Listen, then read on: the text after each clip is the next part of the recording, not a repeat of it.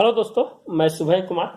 दोस्तों, 65th BPSC का जो मेंस है आपका जुलाई लास्ट में बोला जा रहा है, लेकिन अगस्त 10 तारीख तक है जो उम्मीद है कि रिजल्ट आपका एग्जामिनेशन लेने का पूरा चांस बन रहा है।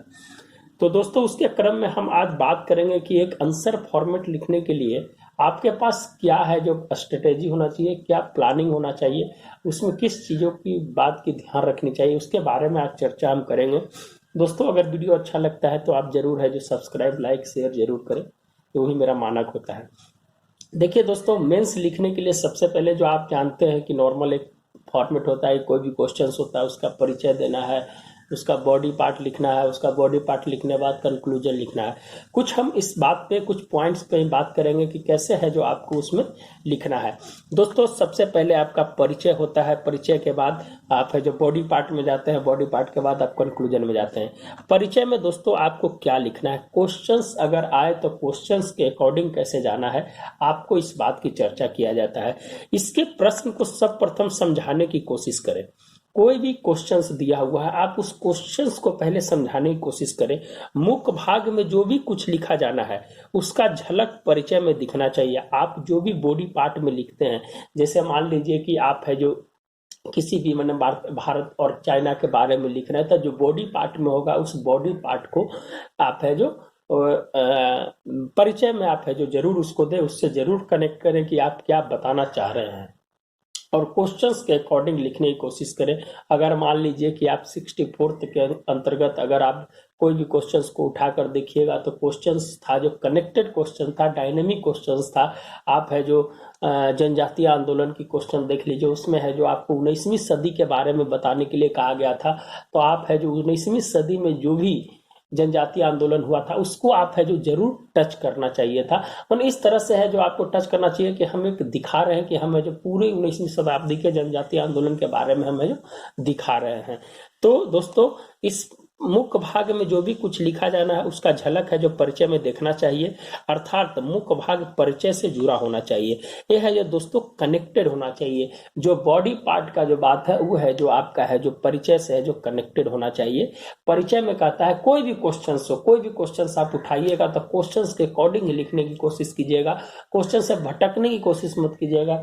जो है जो आपका क्वेश्चंस पूछा गया है, किसी भी तरह का क्वेश्चंस अगर आप उठा के देख लीजिए तो आप वहीं से स्टार्ट कीजिएगा जिस तरह की आपकी क्वेश्चंस को पूछा गया है। तो एक है कि परिचय में आपको मोटा मोटी क्या ध्यान रखना है कि according to questions plus connected to the body part of questions, ये दोनों को आप लेकर है जो परिचय को लिखना चालू कीजिएगा। आपका है जो 5 लाइन 8 लाइन जो भी है परिचय का, उसमें आप है जो लिखना चाहिएगा। तो ये क्वेश्चंस आपका क्लियर हो गया कि परिचय हमको क्या देना है। दूसरा है दोस्तों कि क्वेश्चंस की पृष्ठभूमि, इस प्रश्न का उद्भव एवं विकास को दिखाना है। पृष्ठभूमि की अगर बात अगर कहता है क्वेश्चंस के अंदर, तो इस प्रश्न में जो उद्भव हुआ है, जो स्टार्टिंग हुआ है, उसको और उसकी विकास को दिखाना है। तो पृष्ठभूमि की अगर चर्चा कर दे दोस्तों, तो उसमें आपका जो मेन पॉइंट होगा उद्भव एवं विकास को दिखाना होगा। ये है जो इंपॉर्टेंट आप ध्यान रखिएगा। अगर किसी भी क्वेश्चंस को पृष्ठभूमि की चर्चा करने के लिए अगर बात किया जाए कि भारत छोड़ो आंदोलन की पृष्ठभूमि की चर्चा कीजिए, तो आप इसके उद्भव, तो उद्भव इसका है कि ये एक आंदोलन जो था, एक आंदोलन भारत छोड़ो आंदोलन डायरेक्ट स्टार्ट नहीं हुआ था। इस आंदोलन से पहले 1919, 1928 और 1942 ये है जो कहीं ना कहीं इसका टाइमलाइन बना था।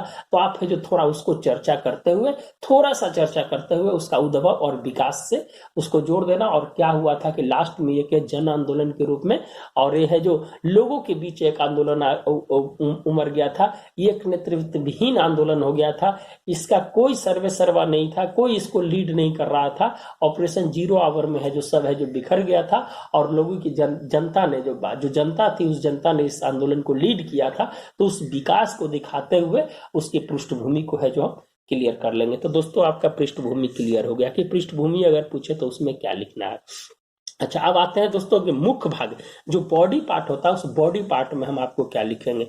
अगर प्रश्न इतिहास, राज्य व्यवस्था, निबंध या सामाजिक मुद्दे से जुड़ा हो तो क्या क्या ध्यान रखिएगा। हिस्ट्री, पॉलिटी या निबंध या सोशल मुद्दे से अगर जुड़ा हो तो उत्तर को पैराग्राफ तथा अनुच्छेद में लिखा जाना चाहिए। अगर दोस्तों अगर इतिहास, राज्य व्यवस्था, निबंध या सामाजिक मुद्दे से जुड़ा हो तो उत्तर को पैराग्राफ में, अगर इतिहास से रिलेटेड है तो पैराग्राफ में लिखिए, और राज्य व्यवस्था से अगर रिलेटेड है तो उसको अनुच्छेद में लिखा जाना चाहिए। तो ये दोस्तों आप है जो ध्यान रखिएगा, अगर प्रश्न भूगोल, अर्थव्यवस्था, पर्यावरण एवं प्रौद्योगिकी एवं वैज्ञानिक पहलू से जुड़ा हो तो उत्तर बिंदुवार या पॉइंट में लिखा जाना चाहिए। आप इस चीज को ध्यान रखिएगा कि अगर प्रश्न है कि भूगोल में है, अर्थव्यवस्था में है, पर्यावरण में है, या आईटी से रिलेटेड है, साइंस एंड टेक्नोलॉजी से रिलेटेड है, वैज्ञानिक पहलू से रिलेटेड है, तो बिंदुवार या पॉइंट्स में। अगर आप क्वेश्चंस को आप देखेंगे 64th के अंतर्गत, अगर आप क्वेश्चंस को देखेंगे तो अर्थव्यवस्था का जो क्वेश्चन था आपका WTO से रिलेटेड क्वेश्चन था, जनसंख्या से रिलेटेड क्वेश्चन था, तो आपको उसमें पॉइंट वाइज ज्यादा है जो उसमें ज्यादा है जो मार्किंग करने की आवश्यकता होती है, बिंदुवार लिखने की जरूरत होती है। आप WTO की जब मुद्दा आप देखते हैं दोस्तों, तो WTO की मुद्दा जब आप देखते हैं तो उस मुद्दा में आप देखते हैं कि क्या क्या है जो अंतर्राष्ट्रीय स्तर पर जो व्यापार की जो भूमिका थी, सेफ्टी वॉल्व था, जो भारत के साथ जो एग्रीमेंट्स था उस एग्रीमेंट्स की चर्चा करनी चाहिए थी, ग्रीन बॉक्स, ब्लू बॉक्स जो भी होता है, या भारत के साथ जो कृषि से रिलेटेड मुद्दा था, मल्टी फाइबर एग्रीमेंट से मुद्दा था, ट्रिप्स से मुद्दा था, ट्रिम्स से मुद्दा था, जो भी पेटेंट से मुद्दा था, तो उस है जो आपको पॉइंट वाइज में या उसको है जो बिंदुवार तरीके से लिखने की कोशिश कीजिएगा। जनसंख्या वाली नीति में कि जब जनसंख्या वृद्धि हो जाती है तो भारत का आर्थिक विकास रुक जाता है, तो उसमें है जो आप है जो बता सकते हैं कि किस किस कारणों से है जो इसका है जो इफेक्ट पड़ा है, तो आप है जो दोस्तों इस तरह से बिंदुवार है जो में आप है जो उसका लिख सकते हैं। देखिए दोस्तों, निष्कर्ष, निष्कर्ष क्या कहता है? निष्कर्ष कहने की जो बात है जिसमें क्या होता है कि एक सलाहकारी, भविष्यवागामी और सकारात्मक होना चाहिए। निष्कर्ष क्या होना चाहिए? एक सलाह देने की बात होना चाहिए। जैसे मान लीजिए कि आप नदी जल संकट का अगर लिख रहे थे 64th के अंतर्गत में, तो इसके लिए क्या होना चाहिए, वैज्ञानिक तरीके से इसमें क्या है जो प्रभाव डालना चाहिए, जिससे है जो हमारा है जो जल संकट के जो समस्या से जो जूझ रही थी उसके लिए क्या निदान करना चाहिए। तो भारत सरकार के विभिन्न योजनाओं के साथ है जो उसका सकारात्मक पहलू के साथ जाना चाहिए। तो ये कहीं ना कहीं है कि सलाहकारी हो गया। भविष्यगामी, आगे आने वाला समय में 2050 में इसकी क्या है जो भूमिका हो सकती है उसके बारे में बताना होगा, और इसका पॉजिटिविटी है जो आपको बताकर है जो आपको निष्कर्ष है जो क्लियर करना होगा। तो दोस्तों ये बेसिक चीज जो हम बताए, जो परिचय, पृष्ठभूमि, मुख्य भाग और निष्कर्ष, ये कहीं ना कहीं आपको एग्जाम में एक सटीक, एक सकारात्मक, एक सुंदर लेखन शैली का एक स्वरूप बन सकता है, जिसके कारण है जो आप एक अच्छा मार्क को उठा सकते हैं। एज माई ओपिनियन कि आप जरूर है जो दोस्तों इस वीडियो को आप बार बार जरूर देखिएगा, और बार बार देखिएगा तो आपको कहीं ना कहीं दिमाग में हिट करेगा एग्जाम में लिखते समय कि आपको क्या लिखना है। हाँ दोस्तों, एग्जाम में निश्चित रूप से प्रॉब्लम होती है, भटक जाता है और लिख नहीं पाता है, इस सभी के साथ होता है, लेकिन अगर आप 10% इस बातों को ध्यान में रखिएगा तो कहीं ना कहीं आपका आंसर है जो और बेहतरीन हो सकता है। दोस्तों, एग्जामिनेशन के अंदर भटकाव निश्चित रूप से है, ये नेचुरल चीज है, इससे इनकार नहीं किया जा सकता, लेकिन सुधार जरूर किया जा सकता है। एज मैंने जहां तक है जो देखा है दोस्तों कि जब लिखते हैं लोग तो एक फ्लो में चले जाते हैं लिखते लिखते, और उनका जब 4 पेज जब आ जाता है एंड में, तो कुछ है जो उनका क्वेश्चन बचा हुआ उसको है जो लास्ट में है जो 2 4 5 लाइन में लिख देते हैं। तो कहीं ना कहीं वहां पर है जो प्रॉब्लम है जो फेस करना पड़ जाता है।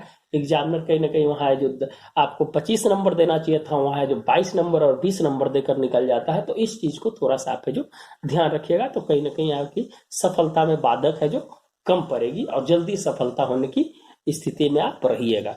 चलिए दोस्तों आगे बढ़ते हैं। प्रस्तुतिकरण। अब क्वेश्चन प्रस्तुतिकरण की अगर बात हो तो इसमें है दोस्तों एक पैराग्राफ या पॉइंट में एक ही विचार होना चाहिए। प्रस्तुतिकरण कर रहे हैं तो एक ही विचार, एक पैराग्राफ में पॉइंट में एक ही विचार होना चाहिए। अगला पैराग्राफ या पॉइंट पिछले पैराग्राफ के तार्किक परिणत होना चाहिए, जिससे उत्तर में प्रवाह बना रहे। यह दोस्तों प्रस्तुतिकरण है कि एक पैराग्राफ से दूसरे पैराग्राफ की कनेक्टिविटी बना रहे, इसका है जो आपका उत्तर का प्रवाह है जो देखने के लिए मिला रहे। जब प्रस्तुतिकरण आप जब कर रहे हैं तो आप जब लिख रहे हैं तो है जो अगले जो आपने सेंटेंस लिखा है उस सेंटेंस को आगे की सेंटेंस में वो है जो ऐड होना चाहिए, कनेक्टेड होना चाहिए, जिसके कारण क्या है जो फ्लो है जो कॉपी चेक करने वाले को नहीं टूटता है। तो ये दोस्तों है जो प्रस्तुतिकरण की बात हो गई। प्रस्तुतिकरण में आप इस वीडियो को बार बार जरूर देखिएगा दोस्तों। हम आपसे एक फर्स्ट वीडियो है जिसके जिसके बारे में हम आपको कह रहे हैं कि इस वीडियो को 2-3 बार जरूर देखिएगा, तो या तो इसको नोट डाउन कीजिएगा। बहुत इंपॉर्टेंट वीडियो है आपके लिए, बहुत समराइज करके निकाला गया है, बहुत लोगों से बात किया गया, बहुत एक्सपर्ट से बात करके हम इस चीज को है जो लिखे हैं और उनको बताया कि सर इस तरह की कंडीशंस अगर होगी तो क्या होना चाहिए। हमने 3-4 जगह से जो सेलेक्टेड लोग हैं उनसे बात करके इस चीज को है जो मैंने आपके सामने लाने की कोशिश की है। आप इसको जरूर देखिएगा दोस्तों, आपके लिए 110% है जो आपको कहीं ना कहीं है जो सफलता में है जो आपके साथ रहेगा। चलिए दोस्तों, भाषा की बात करते हैं। भाषा सरल, सटीक एवं सम्मानीय होना चाहिए। क्या होना चाहिए दोस्तों? भाषा सरल होना चाहिए। भाषा में ज्यादा है जो आपका लैंग्वेज वैसा मत यूज कर दीजिए कि है जो एकदम टफ होना चाहिए। एकदम सरल लैंग्वेज में लिखना चाहिए कि है जो आपकी जो भाषा को कोई एक आम आदमी जिसके बारे में कुछ नहीं पता हो वो भी है जो आपकी भाषा को थोड़ा समझ जाए। ये लेखन शैली का सबसे अद्भुत उदाहरण माना जाता है। सटीक होना चाहिए और सम्माननीय होना चाहिए। भाषा में कभी भी नहीं इस तरह का यूज कर दीजिए कि हम मार देंगे, तोड़ देंगे, चीर देंगे, फाड़ देंगे, ये कर देंगे, वो कर देंगे। इस तरह की भाषा का यूज है जो आपके कॉपी में नहीं होना चाहिए। एक सम्मानीय भाषा होना चाहिए। आप है जो एरोगेंस की तरह है जो आप है जो वर्ड को मत यूज कीजिए, जिसके कारण कहीं ना कहीं है जो आंसर में आपको है जो प्रभावित करता है और प्रभावित करने के बाद आपके उत्तर पे इफेक्ट पड़ता है। जटिल मुहावरा, लोकोक्तियां एवं शब्दों का प्रयोग ना करें, लोकोक्तियों का प्रयोग ना करें। बहुत सारे मैंने जब हम टेस्ट लिया हूं दोस्तों तो उसमें बहुत सारे लोगों ने स्लोगन का यूज कर दिया था। जब हम लोकसभा के चुनाव का जब क्वेश्चन मैंने पूछा तो उसमें स्लोगन का यूज कर दिया था कि है अब की बार 303 पार। तो बहुत सारी चीज है, इस तरह की बात है जो कभी नहीं लिखना चाहिए। मुहावरे का यूज नहीं करना चाहिए, कोटेशन यूज करना चाहिए। कोटेशंस की बात हो सकती है, कहा कि कोई बहुत बड़ा उस फील्ड का बहुत इंपॉर्टेंट एंड सम्मानीय आदमी होंगे, उस चीज को अगर वो बोलते हैं तो उस चीज को है जो यूज करना चाहिए। जैसे आप जनजातीय आंदोलन की बात करते हैं तो कटोंगो बाबा कटोंगो, ये सब है जो स्लोगन दिया गया है, तो इस स्लोगन को यूज कर सकते हैं, कहा कि उससे इंपॉर्टेंस जुड़ा हुआ था। कुछ ऐसी बातें यूज ना करें उसमें मुहावरा लोकोक्तियां टाइप का जो कहीं ना कहीं आपको आंसर्स को प्रभावित करता है। कोटेशंस जरूर यूज करें, अगर आपको वहां लगता है कोटेशंस यूज करना है तो वहां यूज कर सकते हैं। तो ये दोस्तों आपकी भाषा की बात हो गई। हस्तलिपि क्या होना चाहिए? लेखन शैली में सूरत, सेहत और श्रृंगार, ये 3 चीज से दोस्तों है जो कहीं ना कहीं है जो कोई भी चीज अगर आपको देखना है तो किसी भी चीज को आप देखते हैं, या मैंने मान लीजिए कि किसी को आप आकर्षित कब करते हैं? अगर कोई आकर्षित करने के लिए आपके क्या होना चाहिए? अगर किसी लड़की को आप देख रहे हैं, एक छोटी सी बात, एक एग्जाम्पल लेकर हम बोल रहे हैं दोस्तों, इसका जो गलत भावना मत निकालिएगा। अगर किसी भी हम लड़की को देख रहे हैं तो उसके सुंदर सेहत और श्रृंगार पे है जो लोग आकर्षित होते हैं। तो आपकी लेखन शैली, अगर आपकी सूरत उस तरह की है, सेहत, अगर सेहत माने कि आपका लिखा हुआ सही चीज है और उसमें श्रृंगार किया हुआ है, ग्राफ डाला हुआ है, मैप डाला हुआ है जहां जरूरत है, तो उस अगर सूरत, सेहत और श्रृंगार अगर तीनों चीजें अगर आपके कॉपी में होगा तो कहीं ना कहीं आपका एग्जामिनर है जो आपके कॉपी पे अट्रैक्शन जरूर करेगा। जिस तरह किसी भी तरह की अगर मान लीजिए कि लड़कियों के देखने को सेहत, सुंदर और श्रृंगार को देखने से आकर्षित हो जाता है, उस तरह है जो एक एग्जाम्पल के तौर पे दे रहे हैं दोस्तों, इसको गलत अर्थ में मत लीजिएगा। हम आपसे निवेदन और विनती करते हैं कि हम एक एग्जाम्पल के तौर पे है जो हम आपको बता रहे हैं, इसका गलत अर्थ नहीं लिखा। अगर जो भी बहने हैं उनको भी है जो इससे जो कोई इत्तेफाक नहीं रखेगा, एक एग्जाम्पल के तौर पर मैंने इसको दिया है, कहा कि वो सबसे बेस्ट एग्जाम्पल मुझे वही लगा था दोस्तों। अगर किसी को भावना का ठेस पहुंचाए तो हम उसके लिए माफी मांगते हैं। अच्छा, हस्तलिपि पढ़ने योग्य होना चाहिए। उत्तर में गुणवत्ता पर जोर दे, न कि मात्रा पर। उत्तर में गुणवत्ता पर, कंटेंट बहुत इंपॉर्टेंट होता है दोस्तों। Content is more important for the mains exam. Content बहुत इंपॉर्टेंट होता है। आप 10-5 पेज भर दीजिएगा ना, वो आपका इंपॉर्टेंट नहीं है। कंटेंट यहाँ इंपॉर्टेंट होता है। जहां कहीं संभव से महत्वपूर्ण बिंदु को अंडरलाइन करते हैं, अगर कुछ अच्छा हो तो उसको अंडरलाइन जरूर करें। जैसे टेबल एवं फ्लो चार्ट का प्रयोग किया जाता है, बहुत इंपॉर्टेंट है दोस्तों। आप है जो जरूर इस वीडियो को 2-3 बार देखिएगा। ये एक छोटा सा पार्ट है जो हम आपके सामने लाने की कोशिश कर रहे हैं, जिसके कारण आपकी लेखन शैली है जो कहीं ना कहीं है जो एक ठोस होगी, और ठोस होने पर आपकी जो भी जो एग्जामिनर्स को होगा वो कहीं ना कहीं है जो उसको प्रभावित करने में निश्चित रूप से है जो सफलता हासिल कीजिएगा। आप इस चीज को है जो जरूर समझिएगा, जरूर देखिएगा। अगर इस चीज से अगर आप है जो इत्तेफाक रखते हैं तो आप एक क्वेश्चंस को इसके मुताबिक लिखने की कोशिश है जो जरूर कीजिएगा। दोस्तों अगर लिखने की कोशिश कीजिएगा तो आप कहीं ना कहीं है जो सफल होने की प्रयास में हैं। जब प्रश्न विभिन्न आयाम से जुड़ा हो तो प्रश्न की प्रकृति के अनुसार प्रत्येक आयाम को पर्याप्त कवरेज दें। अगर आपको उस आयाम से जुड़ा हुआ है तो प्रश्न की प्रकृति है उसको है जो प्रत्येक आयाम पे जरूर है जो कवरेज दे। कुछ एग्जाम्पल के साथ है दोस्तों हम एक बताते हैं। टिप्पणी, अगर किसी क्वेश्चन में टिप्पणी करने आया, कमेंट करने के आया तो आप क्या क्या लिखिएगा। तो आप है जो एक फॉर्मेट वहां लिखते हैं। उसके बाद फॉर्मेट क्या क्या होगा उसका, एक इंट्रोडक्शन होगा, उसमें नो बैकग्राउंड। टिप्पणी में कोई बैकग्राउंड नहीं होता, उसके लिए कोई बैकग्राउंड की जरूरत नहीं है दोस्तों। आप है जो इंट्रो के बाद सीधे मेन बॉडी को आप है जो टारगेट कर दीजिए और उसके बाद टिप्पणी करें तो उसमें पॉजिटिव 5 पॉइंट्स और निगेटिव 5 पॉइंट दीजिए और उसके बाद ब्रीफ कर दीजिए। उसके बाद कमेंट को है जो नीचे में है जो जाकर ब्रीफ कर दीजिए। टिप्पणी में आपका पॉजिटिव और निगेटिव पार्ट है जो जरूर होता है।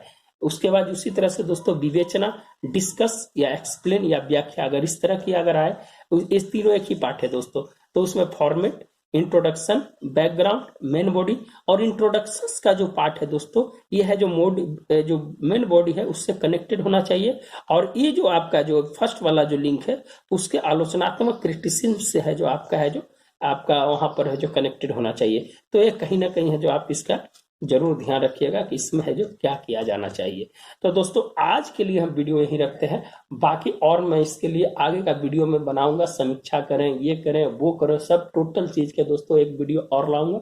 उस वीडियो में मैं समझाने की कोशिश कीजिएगा, कोशिश जरूर करेंगे। समीक्षा हो, प्रस्तुतिकरण हो या किसी भी तरह का है, आलोचनात्मक हो गया, संरचनात्मक हो गया, रिव्यू हो गया, वो सब पर चर्चा करेंगे।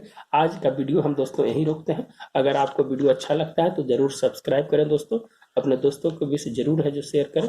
धन्यवाद दोस्तों। तो मिलते हैं नए वीडियो के साथ। धन्यवाद।